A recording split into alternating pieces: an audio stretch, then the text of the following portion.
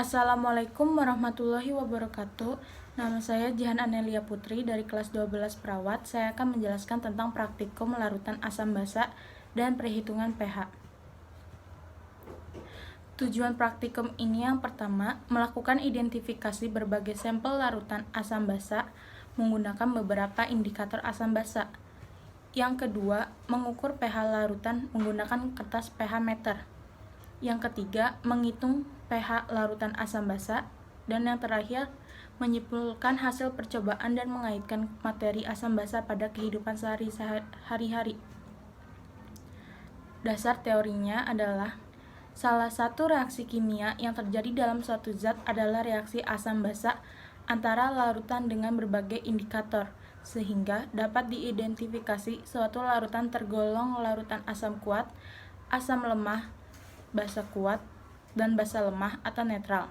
Berdasarkan derajat kesamaan pH, suatu larutan dapat dianalisis kadar ion H+ atau OH- dalam larutan sehingga bisa ditentukan molaritas larutan yang menunjukkan kepekatan larutan tersebut. Alat dan bahan yang digunakan saat praktikum. Yang pertama, sampel 5 larutan dalam gelas kimia yang telah diberi lebar 1-5, plus tetes 2 buah phenolphthalein atau PP. Yang keempat ada lakmus merah dan biru. Yang kelima ada ekstrak kol ungu. Yang keenam ada ekstrak kunyit. Yang ketujuh ada pipet tes 5 buah. Kedelapan ada indikator universal. Yang kesembilan ada lab tisu. Yang ke-10 ada pengaduk. Dan yang terakhir ada 2 rak tabung reaksi. Larutan yang digunakan saat praktikum asam basa ada soda api, ada asam klorida, ada asam cuka, ada aquades, dan ada amonia. Indikator yang digunakan itu ada indikator kertas lakmus. Ada indikator kertas lakmus, lakmus merah, dan lakmus biru. Yang kedua ada indikator alam, yaitu ekstrak kunyit dan kol ungu. Yang ketiga ada phenolphthalein, dan yang keempat ada indikator universal. Yang pertama, indikator kertas lakmus. Indikator kertas lakmus merah. Lakmus merah yang dimasukkan ke larutan pertama menjadi biru. Lakmus merah yang dimasukkan ke larutan kedua tetap merah. Lakmus merah yang dimasukkan ke larutan ketiga tetap merah. Lakmus merah yang dimasukkan ke larutan 4 menjadi biru. Lakmus merah yang dimasukkan ke larutan kelima tetap merah. Yang selanjutnya ada indikator kertas lakmus biru. Lakmus biru dimasukkan ke larutan pertama tetap biru. Lakmus biru dimasukkan ke larutan kedua tetap biru. Lakmus biru dimasukkan ke larutan ketiga menjadi merah. Lakmus biru dimasukkan ke larutan 4 tetap biru. Lakmus biru dimasukkan ke larutan kelima menjadi merah. Yang kedua, menggunakan indikator alam. Yang pertama itu ada ekstrak kunyit. Bisa dilihat dari gambarnya.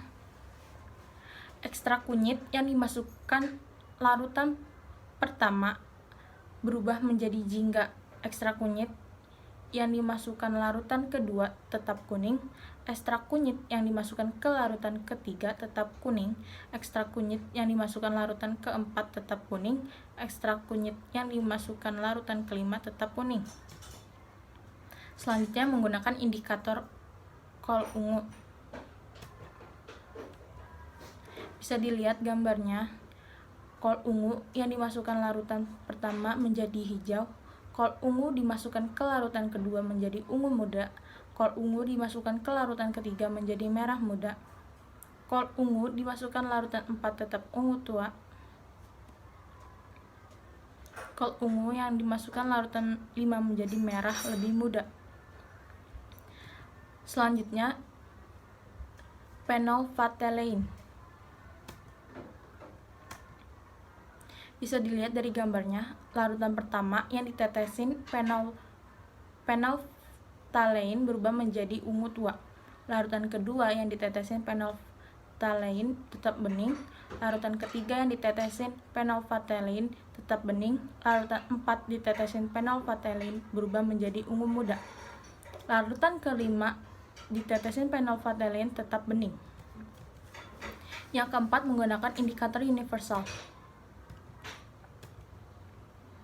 Indikator universal yang dimasukkan ke larutan pertama menunjukkan pH 12. Indikator universal yang dimasukkan ke larutan kedua menunjukkan pH 7.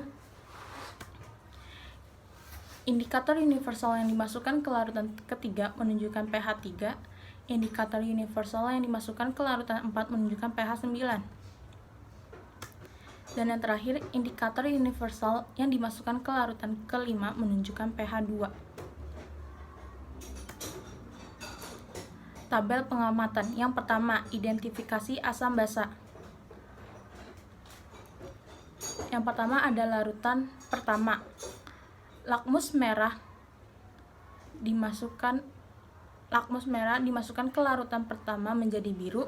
Lakmus biru yang dimasukkan larutan pertama menjadi biru. Ekstrak kol ungu yang dimasukkan ke larutan pertama menjadi hijau. Ekstrak kunyit yang dimasukkan ke larutan pertama menjadi jingga. Larutan PP yang dimasukkan ke larutan pertama menjadi ungu tua. Kesimpulannya adalah larutan yang pertama merupakan larutan basah. Yang kedua, larutan kedua. Lakmus merah yang dimasukkan ke larutan 2 menjadi merah. Lakmus biru yang dimasukkan ke larutan 2 menjadi biru. Ekstrak kol ungu yang dimasukkan ke larutan kedua menjadi ungu muda. Ekstrak kunyit yang dimasukkan ke larutan kedua tetap kuning. Larutan PP yang dimasukkan ke larutan kedua tetap atau bening.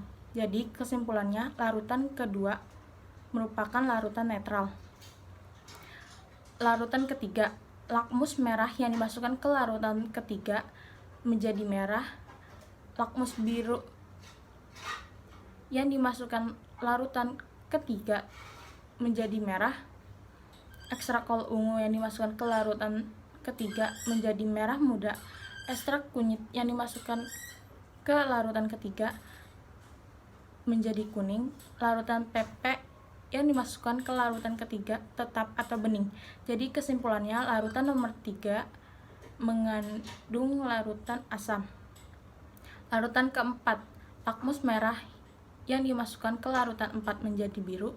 Lakmus biru yang dimasukkan ke larutan 4 tetap biru. Ekstrak kol ungu yang dimasukkan ke larutan 4 menjadi ungu tua.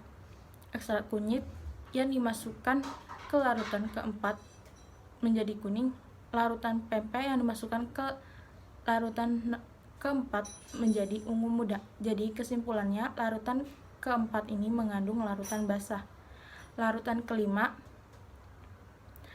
lakmus merah yang dimasukkan ke larutan kelima tetap merah. Lakmus biru yang dimasukkan ke larutan 5 menjadi merah. Ekstrak kol ungu yang dimasukkan ke larutan kelima menjadi merah lebih muda. Ekstrak kunyit yang dimasukkan ke larutan kelima tetap kuning. Larutan PP yang dimasukkan ke 5 menjadi tetap atau bening. Jadi kesimpulannya, larutan kelima mengandung larutan asam. Pengukuran pH.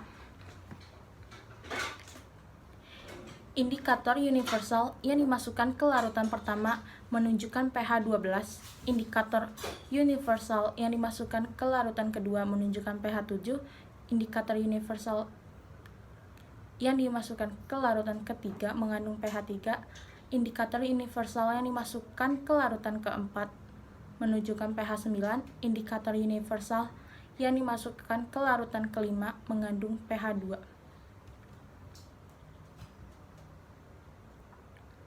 Kesimpulan percobaan. Berdasarkan percobaan tersebut, maka kesimpulannya adalah berbagai indikator yang menimbulkan perubahan warna pada indikator itu tergantung dari larutannya.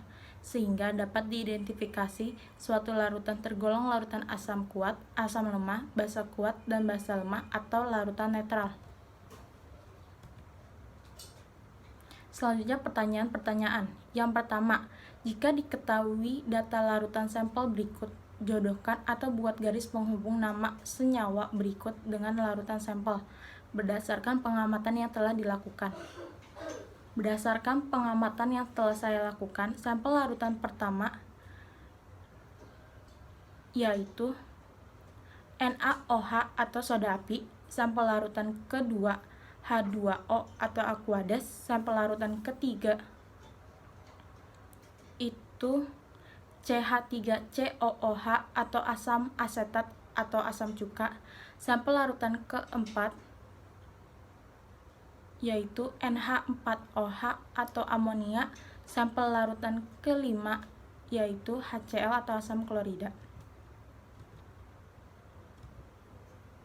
Yang kedua, jelaskan dengan teori asam basa mengapa larutan-larutan tersebut digolongkan ke dalam asam basa atau netral.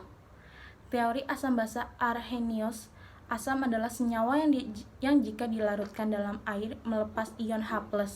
Basa adalah senyawa yang jika dilarutkan dalam air melepas ion OH-. Teori asam basa Lewis, asam adalah akseptor pasangan elektron, basa adalah donor pasangan elektron. Yang ketiga, mengapa baju yang terkena noda suatu saat dicuci menggunakan sabun berubah warnanya dari kuning menjadi merah? Jelaskan dengan teori asam basa. Karena kunyit yang aslinya berwarna jingga, warnanya berubah menjadi kuning jika terkena larutan asam dan berubah menjadi merah ketika terkena larutan basa. Deterjen yang terlarut air bersifat basa, jadi karena noda kunyit pada pakaian terkena larutan basa atau deterjen, berubahlah warnanya menjadi merah atau pink. Yang keempat, dengan menggunakan rumus pH sama dengan min log H+, maka berapa molaritas larutan HCl yang mempunyai pH sama dengan 2? Jelaskan. Rumusnya, pH sama dengan min log H+, POH sama dengan min log OH min pH. pH sama dengan 14 POH. HCl sama dengan H++ Cl sama dengan min log 0,02. Min log 1 kali 20 dikurang 2 sama dengan 4. 0,01 kali 2 sama dengan 0,2. Yang kelima, berapa pH darah manusia normal? Apa yang akan terjadi jika obat-obatan yang digunakan tidak sesuai dengan pH tubuh manusia? Nilai pH atau potensial hidrogen adalah tolak ukur keseimbangan kadar asam dan basa dalam darah. Dilansir dari Medicine.net, pH tubuh dalam keadaan normal idealnya berkisar pada rentang netral cenderung basa, yaitu sekitar 7,35 sampai 7,45. Kadar pH yang kurang dari 7 dikatakan bersifat asam, dan jika lebih dari 7 sudah tergolong basa.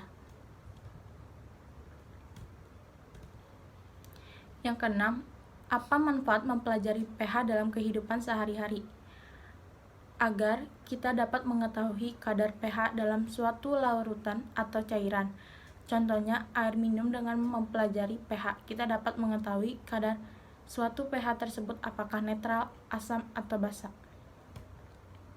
Sekian dari penjelasan saya, kurang lebihnya mohon maaf. Wassalamualaikum warahmatullahi wabarakatuh. Terima kasih.